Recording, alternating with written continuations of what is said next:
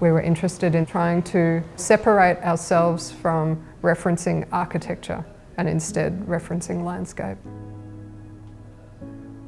We were interested in the site as a whole. We weren't just thinking about the building, so we were thinking about landscape and building and light and atmosphere, and we were thinking about all the layers that have existed on the site, both visually and culturally.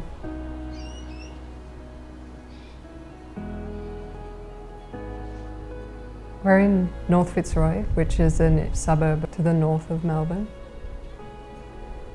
The neighbourhood is quite dense. The streets themselves are pretty leafy and a bit of a motley crew of building typologies, although you do see a lot of Victorian and Edwardian. The original house on this site was a double-fronted Victorian weatherboard, pretty dilapidated. Most of the original features stripped out, and a series of post-war annexing had been done to the house. The other thing that was immediately challenging about the site is that it's got a south-facing backyard, which is not ideal.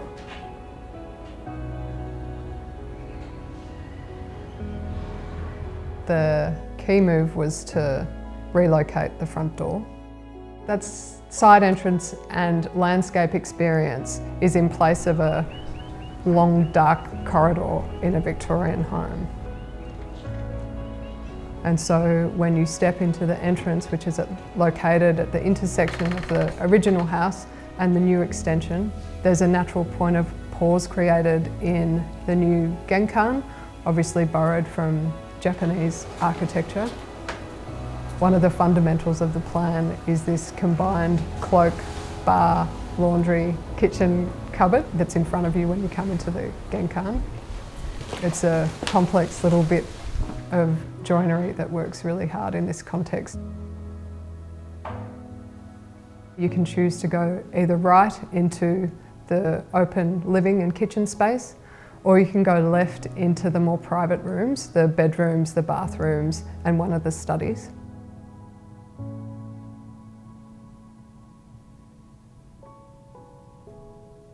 From the outset, in thinking about how landscape would integrate with the project, it was allowing adequate space for landscape, not just pushing it to the fringes. And so that's why the building moves in and out, so that the landscape can move in and out. But the garden is very immediate. We really wanted it to come up to the edge of the building. We didn't want to be looking at kind of an expanse of deck or house and then the garden. We wanted it to feel like you were very much nestled in it. When we thought about landscape and spoke with Sarah, it also became about layering of landscape and treating landscape, layering texture and height so that you can conceal certain things or you can create more depth.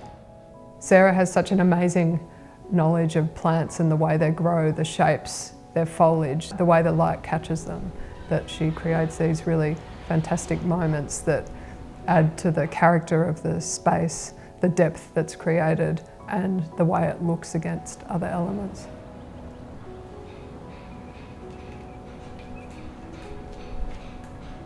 With the materials, we looked at the trunk of a yellow gum tree, a native tree that's prolific in this area. When a yellow gum, it's common with lots of eucalypts, sheds, there's this great effect of a very dark rusticated base and this sort of change in gradient and texture as you go up the trunk. And then of course to the tree canopy itself, which has these very vertically hanging, sort of striated and shimmering light effects. You can see that thinking in the rusticated base, if you like, of the bagged brick walls versus the vertical rhythm of the zinc roof.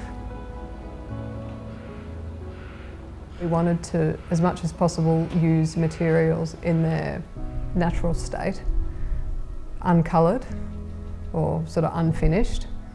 And so that's why we've used a combination of bagged brick, galvanised steel, natural zinc roofing and guttering, and naturally finished timber framed windows. There's also recycled timber floors. So there's certainly a calmness in the consistency of that.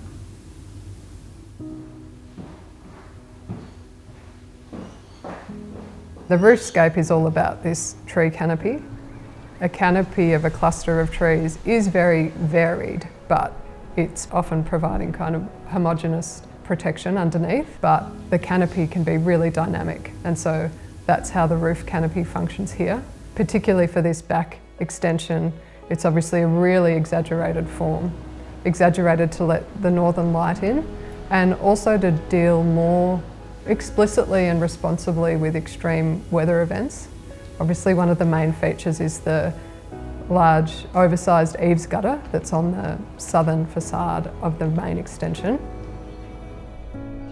When you're standing in the backyard or when you're sitting on that back deck, which is where everyone congregates in a party or for a barbecue, there's the vista back to the main house, and that is largely of the roof. And so it's not coincidental that the roof is pure roof and not interrupted by exhaust flues or air conditioning units. That's all been highly considered in the way that we came up with the roof forms.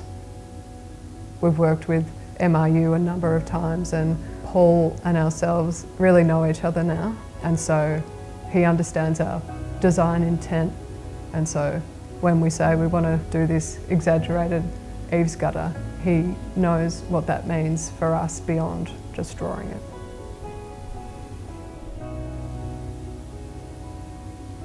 Sustainability was an important aspect of this home. It's all electric. The heating method is hydronic. We've also got solar panels. With the orientation of the block, difficult to manage that, but that's why we've pitched the retreat roof in the way we have, so we can maximise solar gain. Passively, the house obviously works really hard from a sustainability perspective. Embodied energy, cross flow, natural light, and the way that rainwater is harvested. For us at Pop Architecture, simplicity comes from clarity. There's a real control of the use of materials and it not being excessive, size or in detailing. It's very thoughtful.